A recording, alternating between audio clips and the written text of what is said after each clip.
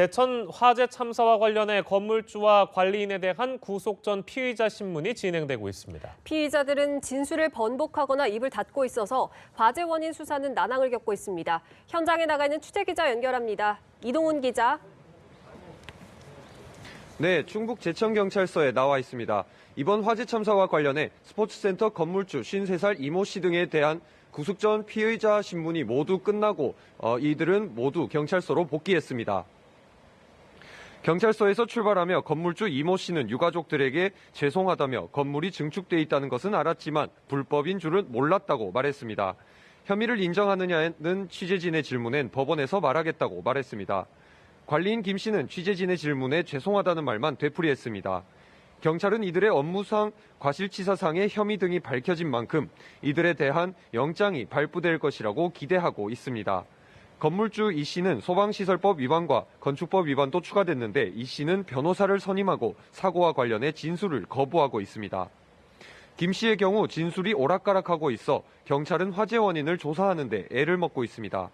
특히 관리인 김 씨가 했던 1층 천장의 얼음을 제거하는 작업 과정과 화재 발생의 연관성이 제기되고 있습니다. 그런데 그 작업 방식을 두고 김 씨의 진술이 계속 번복되고 있는 겁니다. 경찰이 CCTV 영상을 내밀자 그때서야 천장 내부에 얼어붙은 열선을 손으로 당겨 펴는 작업을 했다고 진술한 것으로 알려졌습니다.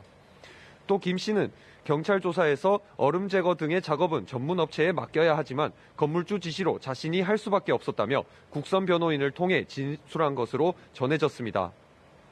결국 경찰은 국립과학수사연구원의 감식 결과를 토대로 발화 원인을 규명할 수밖에 없는 상황입니다.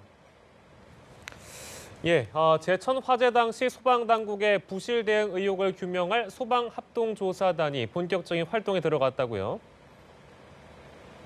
네, 그렇습니다. 소방합동조사단은 이번 화재와 관련해 소방당국의 부실 대응 의혹 등에 대해 집중적으로 조사할 방침입니다. 조사단은 오늘 오후 2차 현장 조사를 진행하고 스포츠센터 7층과 8층의 배연창이 화재 당시 작동하지 않았다는 점을 확인했습니다. 이로 인해 연기가 빠져나가지 못하고 역류한 것이 건물 내 희생자들이 질식사한 원인일 가능성을 열어두고 있습니다.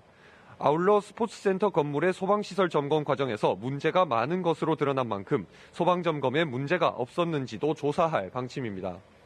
충북 제천경찰서에서 연합뉴스TV 이동훈입니다.